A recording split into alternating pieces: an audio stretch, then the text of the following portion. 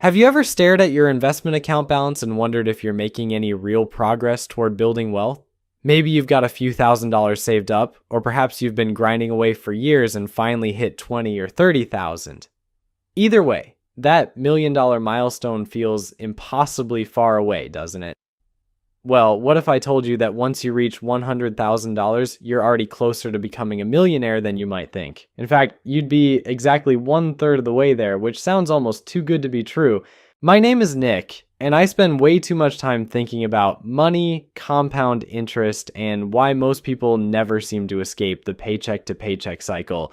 If you're someone who actually wants to understand how wealth building really works instead of just hoping for the best, make sure to hit that subscribe button and give this video a thumbs up if it ends up being helpful.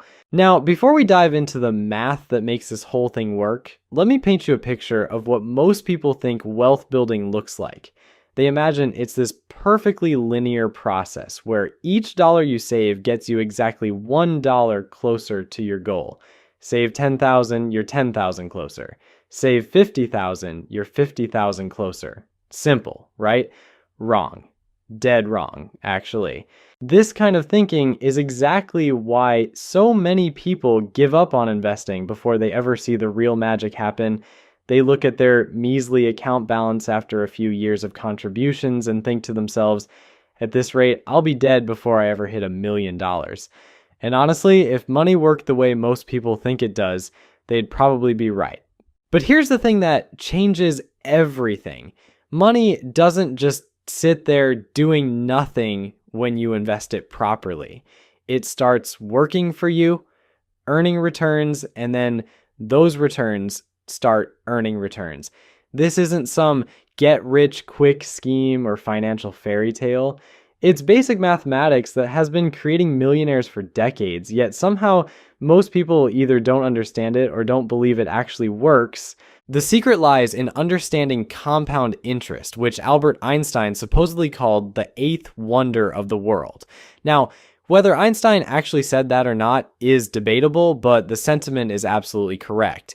Those who understand compound interest can build serious wealth over time. Those who don't will spend their entire lives wondering why they can't seem to get ahead financially. Let me show you exactly how this works with some real numbers that might surprise you. Imagine you decide to invest $100 every single week. That's roughly $400 per month, which isn't chump change, but it's not exactly an impossible amount for most working adults either. We're talking about the cost of dining out a few times, or maybe what you might spend on streaming services, coffee runs, and impulse purchases throughout the month.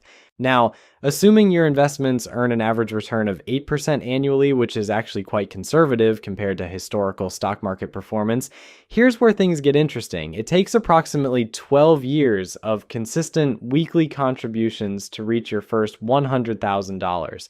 12 years might sound like forever, especially when you're just starting out, but think about it this way. 12 years ago, were you the same person you are today? Time has a funny way of passing whether you're building wealth or not. During those first 12 years, most of the money accumulating in your account comes directly from your own contributions. You're essentially doing the heavy lifting while compound interest is still warming up on the bench. Out of that $100,000, roughly $62,000 comes from your weekly contributions, while the remaining $38,000 represents the returns your money has generated. Not bad for money that's just sitting there working for you. But admittedly, it's not going to change your life overnight. Here's where most people make a critical mistake. They look at those numbers and think the process is too slow, or they get discouraged because the returns don't seem impressive enough.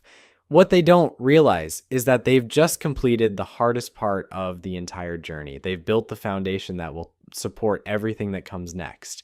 Remember, we're trying to get to $1 million, and you've just hit 100,000.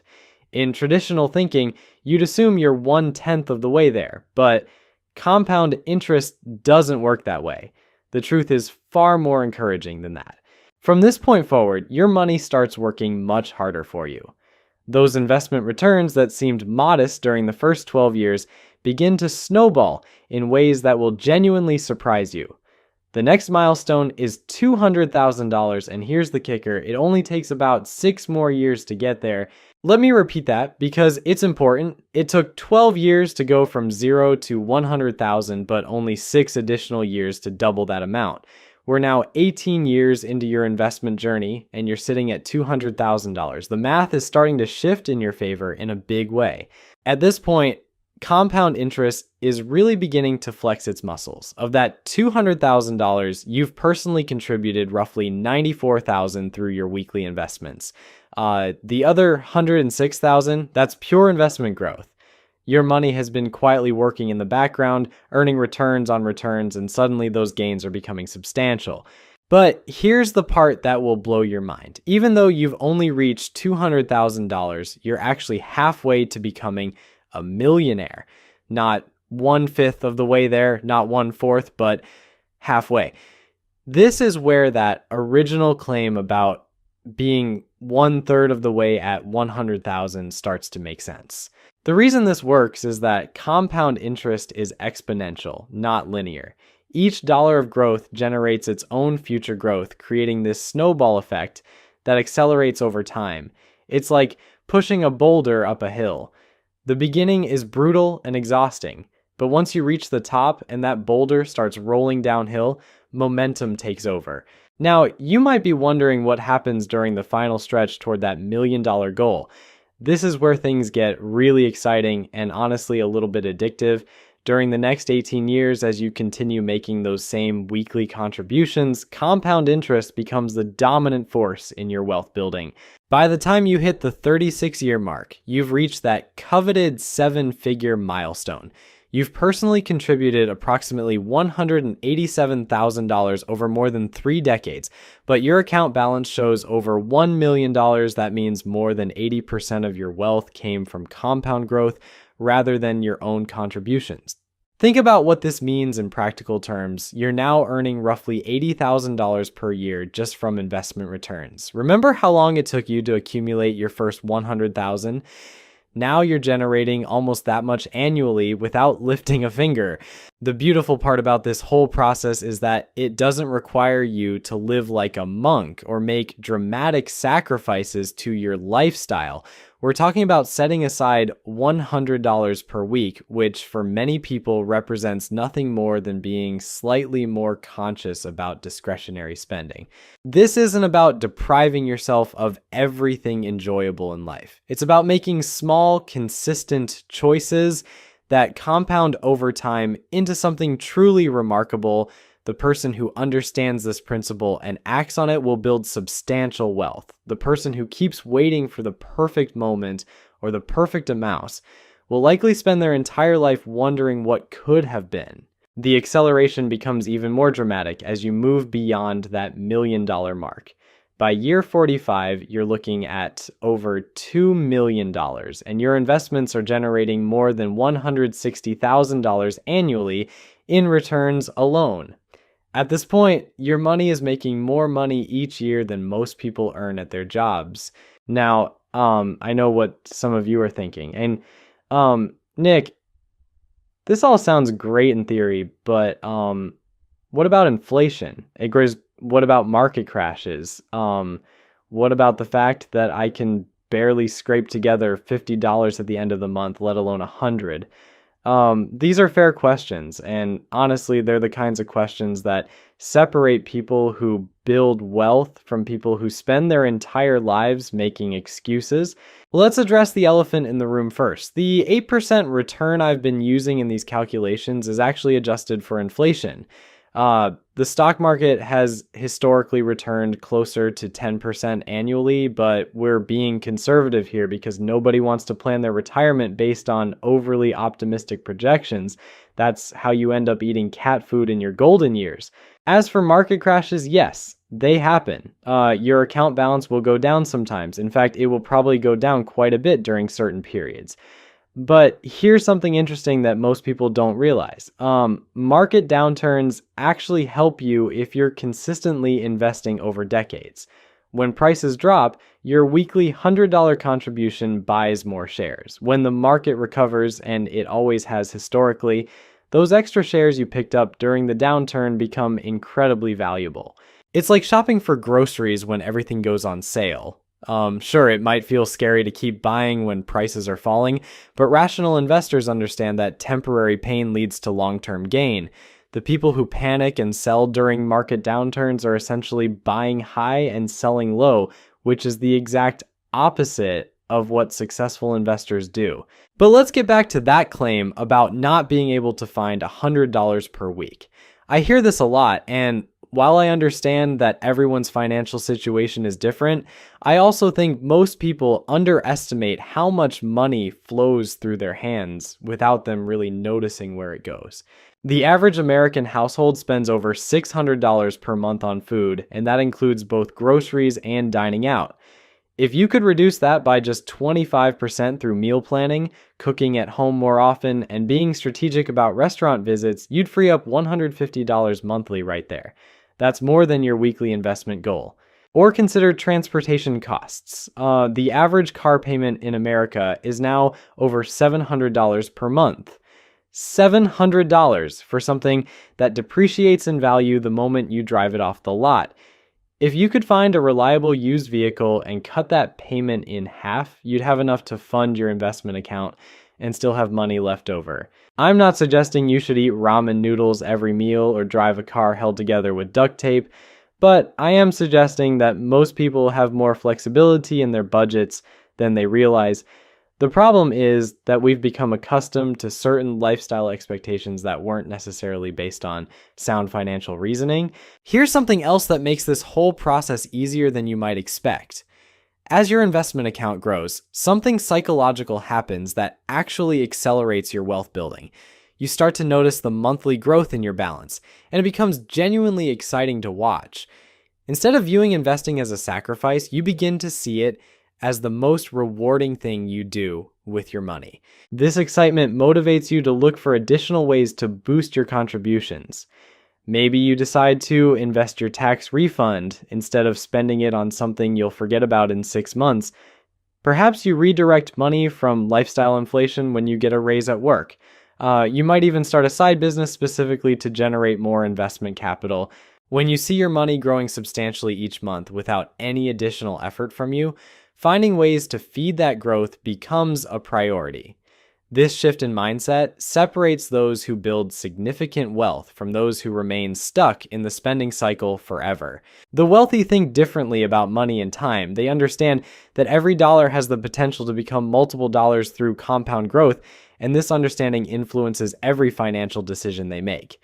That expensive dinner isn't just costing them $100 tonight, it's potentially costing them several $100s in lost investment growth over the coming decades.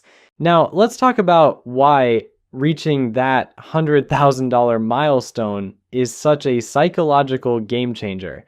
There's something magical that happens when you see a 6-figure balance in your investment account. Suddenly, the concept of becoming a millionaire shifts from fantasy to realistic possibility. Before you hit $100,000, investment returns might generate a few $1,000s in a good year. Nice, but not exactly life-changing. Once you cross that threshold, annual returns can easily exceed $10,000, and in exceptional years, you might see gains of $20,000 or more. These aren't theoretical numbers anymore. They're real money that could cover major expenses or fund significant life changes. This is when people start to understand viscerally why Charlie Munger famously said, the first 100,000 is the hardest to accumulate. It's not just about the math, though the math is certainly compelling. It's about developing the habits, mindset, and discipline that make long-term wealth building possible. The person who successfully saves and invests their first 100,000 has proven they can delay gratification, stick to a plan through market volatility, and prioritize long-term goals over immediate desires. These characteristics become increasingly valuable as investment balances grow larger and the stakes become higher. There's also the opportunity factor to consider. When you have substantial savings invested, you gain options that simply don't exist for people living paycheck to paycheck. Maybe a better job opportunity comes along, but it's with a smaller company that offers equity compensation instead of a guaranteed salary. Without financial reserves, most people can't take that risk. With a solid investment foundation, you can afford to bet on yourself. Perhaps you've always wanted to start a business, but you needed capital to get it off the ground. Or maybe an incredible real estate opportunity presents itself, but it requires a down payment that you don't have sitting in your checking account. These scenarios happen constantly, but they're only available to people who have built up financial resources through consistent saving and investing. The beautiful irony is that the same habits that got you to $100,000 make the journey to $1 million much more achievable. You've already developed the discipline to live below your means, the patience to weather market fluctuations, and the wisdom to prioritize long-term wealth over short-term consumption. Plus, as your income naturally increases throughout your career, those weekly contributions don't have to stay at $100 forever. The person who starts investing $100 a week at age 25 might be contributing $300 or $400 weekly by age 40. The early habit of consistent investing creates the foundation for accelerated wealth building later in life. But here's something most financial advisors won't tell you, probably because it doesn't sell expensive investment products. The hardest part of this entire process isn't understanding compound interest or picking the right investments. The hardest part is developing the discipline to stick with the plan when everything around you is screaming for immediate gratification. We live in a culture that worships instant everything. Instant coffee, instant messaging, instant credit approval, instant streaming, instant food delivery. The idea of waiting 36 years for anything sounds absolutely barbaric to most people. They'd rather finance a luxury car today than drive a reliable used vehicle and invest the difference.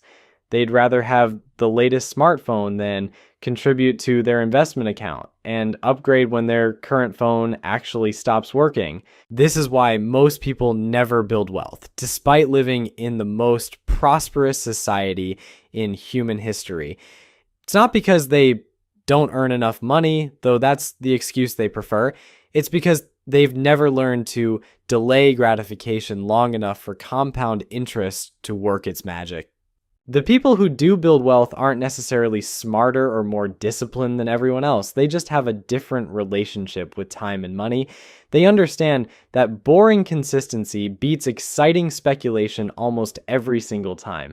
While others are chasing the latest cryptocurrency or trying to time the market, successful investors are quietly adding to their index funds month after month, year after year.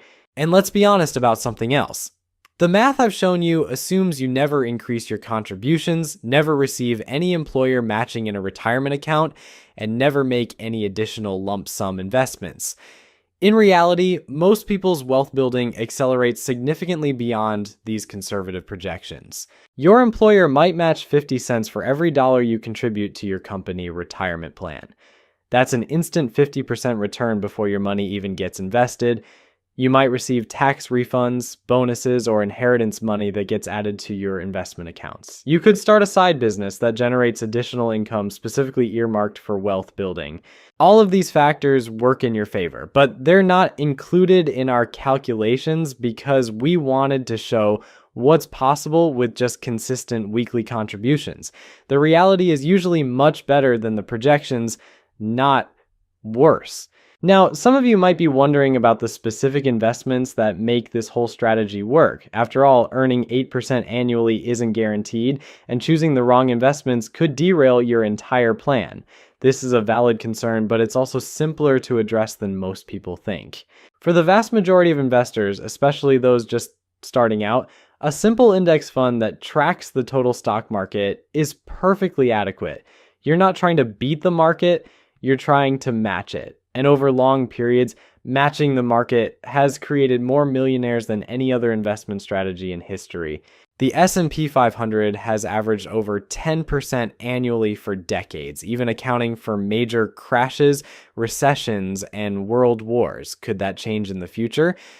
Absolutely, but Betting against the continued growth of human innovation and productivity is a losing proposition that I wouldn't want to make. The key is avoiding the temptation to get fancy with your investment strategy. You don't need to pick individual stocks, chase hot sectors, or try to time market movements. In fact, doing any of these things will probably hurt your returns more than help them. The most successful investors are often the most boring ones. So there you have it. Reaching $100,000 isn't just another milestone on your way to becoming a millionaire. It's actually proof that you're already 1/3 of the way there. The math doesn't lie, even if it seems almost too good to be true. Time and compound interest are working in your favor, but only if you give them the chance. Start investing consistently today, because 36 years from now, you'll either be thanking yourself or wondering what could have been.